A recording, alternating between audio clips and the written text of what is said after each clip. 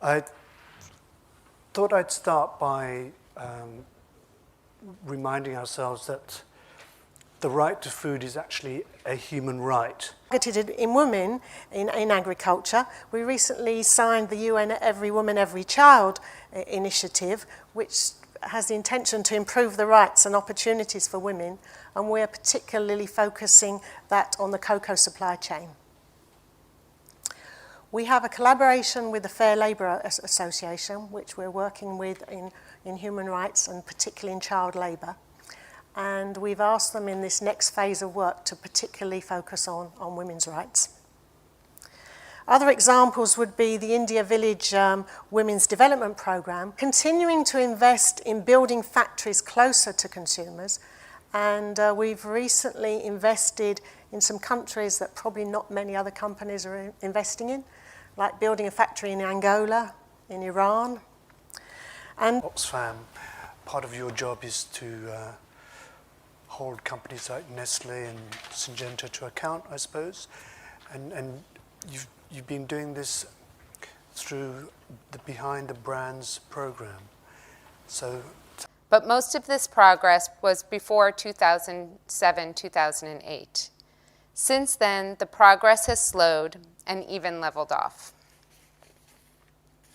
In February of this past year, Oxfam launched the Behind the Brands scorecard.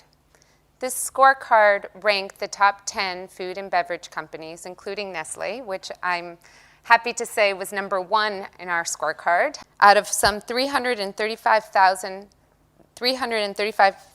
fatal workplace accidents worldwide, about half of them occur in agricultural workers. And the incidences of worst forms of child labor is particularly high, with more than half of the 215 million child laborers being involved in agriculture. These workers fare worse than workers in any other sector worldwide today.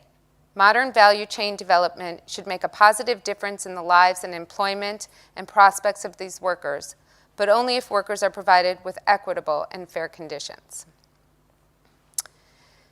Next, we need to invest in resilience and adaptation to climate change. We know that erratic weather patterns and declining yields are being felt around the world, and agriculture is one of the main contributors to greenhouse gas emissions, and the companies whose businesses depend on agricultural products have to take the lead in mitigating global warming. Some major food companies are reporting some emissions data. 43% of the world's farmers are women, often doing the behind-the-scenes work like planting and weeding and home chores like gardening and cooking.